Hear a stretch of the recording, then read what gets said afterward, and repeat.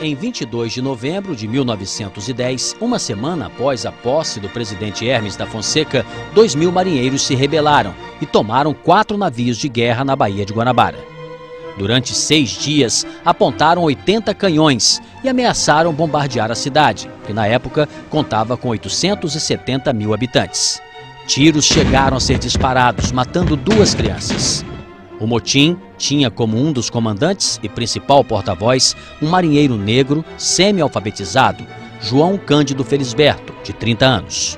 O principal motivo da revolta, os castigos físicos na marinha. O estopim foi o flagelo sofrido pelo marujo Marcelino Menezes, no encouraçado Minas Gerais, um dos mais modernos do mundo na época.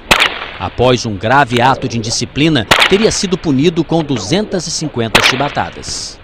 Houve um caso de, não vou também, de indisciplina, e o oficial que era encarregado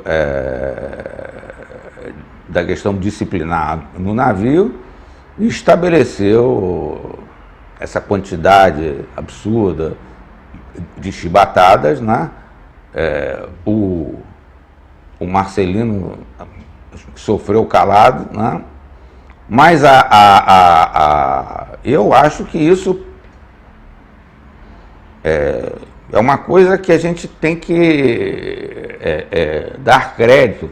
O estado de indignação se elevou a temperatura. Eu não sei se alguém aguentaria 250 chibatadas, mas enfim. Agora, a falta do Marcelino. Qual foi a falta do Marcelino? Conhece bem? Houve um cabo de serviço que ele entrou com 2 garrafas de álcool de cachaça a bordo e deu parte dele. Quer dizer, ele então deu uma navalhada através do corpo todo do cabo. As faltas eram desse tipo. A Marinha adquirira 14 dos navios mais modernos do mundo, mais até que a Inglaterra, que tinha à época a força naval mais bem equipada. Enquanto os ingleses construíam o encouraçado, o Brasil encomendava 3, além de contra-torpedeiros de última geração, navios de turbina e cruzadores. O nível técnico dos marujos, acostumados com os navios à vela, não acompanhou a modernização. Pessoal muito mal preparado, até moralmente, também era principalmente mal preparado tecnicamente. No Brasil não existia essa abundância de técnicos e de gente com conhecimento para poder ser aproveitado mesmo em escolas profissionais. Bem, além disso, havia uma distância imensa entre os oficiais, substância cultural e social, entre os oficiais e as praças. Um dia após a proclamação da República, em 16 de novembro de 1889, o ministro da Marinha, almirante Eduardo Van de Kock, decidiu extinguir os castigos corporais. Mas, 6 meses depois, oficiais cobraram novas leis para a disciplina a bordo. O ministro decidiu retomar o castigo físico. O marinheiro indisciplinado, além de chibatadas, poderia ter o salário reduzido, ser rebaixado de posto, preso e ser humilhado, conforme o decreto que criou a Companhia Correcional, responsável pela determinação da natureza dos castigos. A revolta da chibata exigia, formalmente, a revogação do decreto e o fim dos castigos corporais na Marinha. Falar em termos formais, foi uma revolta legítima contra uma prática de castigo corporal que era uma excrescência no próprio regime constitucional então vigente. Era uma ilegalidade. Em termos de cidadania, não é? Contra a ilegalidade, o cidadão tem o direito, pode, precisa se manifestar, se revoltar, lutar, não é? E foi isso que aconteceu, de forma bem resumida. Depois de 6 dias de muita tensão na cidade, os moradores, com medo de serem bombardeados pelos revoltosos, o governo Hermes da Fonseca e o Congresso cederam. João Cândido e outros marinheiros foram anistiados. A vitória do movimento não pôde ser comemorada. Eles eram ingênuos, porque a ingenuidade, primeiro de fazer aquela ameaça que eles não cumpririam. Se o governo endurecer, eu não tenho dúvida do que ia acontecer. Eles destruírem a capital, E destruíram o Brasil, então nem se fala. Mas destruir a capital, eles também não teriam coragem de fazer isso. Talvez nem pretender. Então, poderiam, hein? Fisicamente poderiam. Depois da revolta, o governo criou um clima de revanche e, na prática, revogou a anistia. Um decreto permitia que qualquer marinheiro pudesse ser dispensado e os revoltosos foram presos. Esse foi o fator que deflagrou a revolta seguinte, a revolta do batalhão naval. Esqueçamos a chibata, a Marinha criou, apostou num clima de revanche, né, explícito. Primeiro desarmou os navios, depois houve a lei 8.700 e tanto, que permitia dar baixa a todos os marinheiros. Então, vamos explicar o que é isso. Você estava pondo 3.000 a 4.000 marinheiros desempregados. Uma, perda de emprego, certo? Já uma coisa séria. Dois, a Marinha começou, isso que é o mais importante, começou a prender os marinheiros que desembarcavam, por uma razão ou outra, em terra. Quer dizer, após a anistia, tudo que a anistia propunha, mesmo antes da revolta do batalhão naval, já estava sendo desconsiderada. Grande parte dos marinheiros que foram presos seguidamente, depois do dia 27 de novembro, foram levados para onde? Para o presídio do batalhão naval, na Ilha das Cobras. Eles eram os presos que estavam na Ilha das Cobras quando houve a revolta do batalhão naval.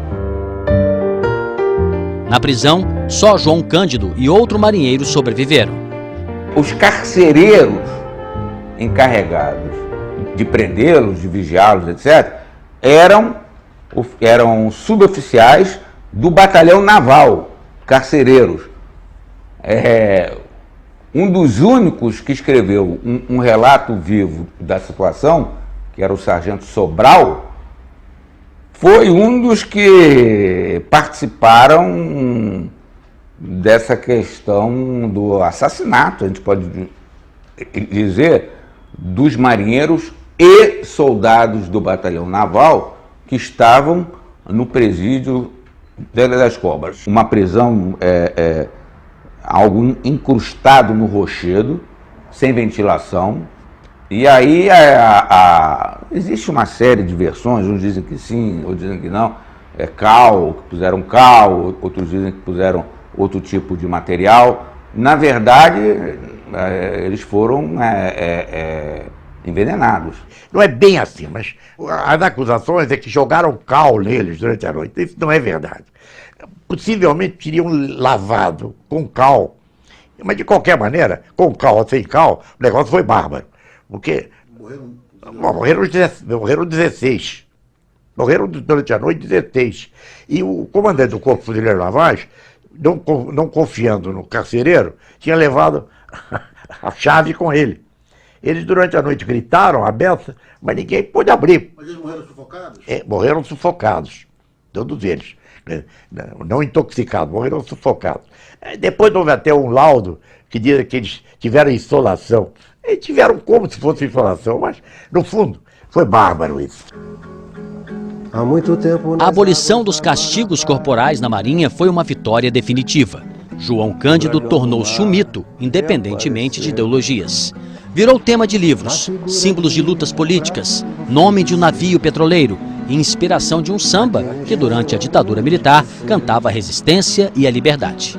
Conhecido como navegante. Era navegante, almirante, gente. Tinha a dignidade de um mestre Em sábio. 84 ele se uniu com aquele movimento dos marinheiros. Ele teve lá no Sindicato Metalúrgico, no momento eu não estava em casa, eu não participei. Quando o Exército cercou lá o Sindicato Metalúrgico, e ele falou uma frase para o marinheiro: meus filhos, revolta se faz no mar, não na terra. E marinheiro experiente. Um mito não reconhecido pela Marinha. Ele era um mito que simboliza uma revolução social contra uma situação vigente. Esse pessoal todo que chama é porque considera aquilo uma revolução social. Quer dizer, o pobre dominando o dirigente, o inferior, o dirigente que fazia e aproveitava a chibata, que dava a chibatada, que era um superior truculento, um superior radical, de maneira que era um mito isso. Mas ele não fez nada, ele saiu dali e desapareceu. A revolta da chibata, nós todos sabemos, não é vista de uma forma unânime, né, por segmentos da sociedade, né? A gente pode tomar como exemplo a própria Marinha, né? A Marinha recusa, vai recusar, tolera por circunstâncias outras, que se renda homenagem a João Cândido, mas ela não absorve essa situação. Mas na sociedade civil, sim, ele é um herói já nacional e é um mito, caminha a ser um grande mito nacional. João Cândido foi anistiado, finalmente, em 2008, quase 40 anos depois de sua morte, pobre e esquecido. Conhecido popularmente como Almirante Negro, entende? Mas o meu pai nunca foi almirante, ele foi um marinheiro de primeira classe. Se fosse um almirante não teria graça. A graça foi porque os marinheiros semi-analfabetos e ter o poder de pegar aqueles 3 navios, coisa que nunca nenhum oficial da Marinha fizeram, e ele fez. Meu pai era um instrutor, ele tinha conhecimento de tudo. Ele deu aula na escola naval. Agora, a luta é pela indenização Reparatória para a família.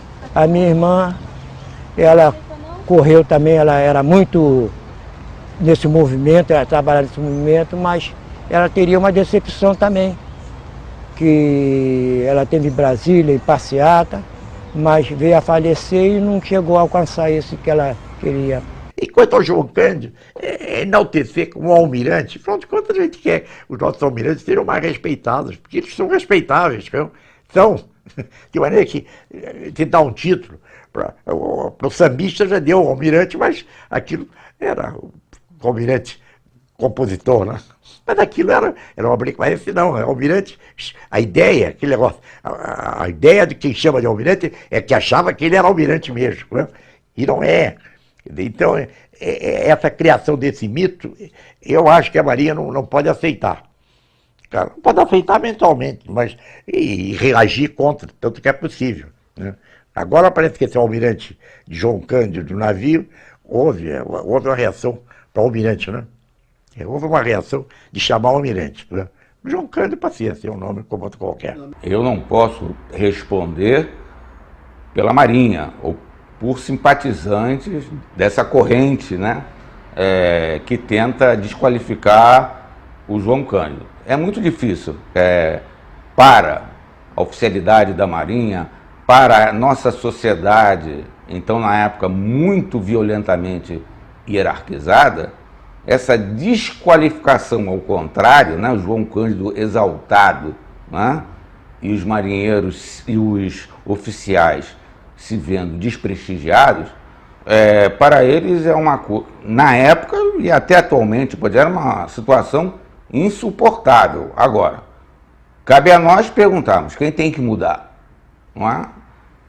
Eu acho que não é a sociedade civil, eu acho que não é aqueles que simpatizam com os João Cândido, mas sim o segmento militar que recusa a ideia da indisciplina, pela indisciplina, né? Só por não ver as razões que estão por detrás dela. O marinheiro nunca abandonou a Baía de Guanabara, onde viveu as glórias de almirante, a humilhação de um marginal, e morreu como vendedor de peixes nas pedras pisadas do cais. Há muito tempo nas águas da Guanabara, o dragão do mar reapareceu na figura de um bravo feiticeiro, a quem a história não esqueceu, conhecido como navegante.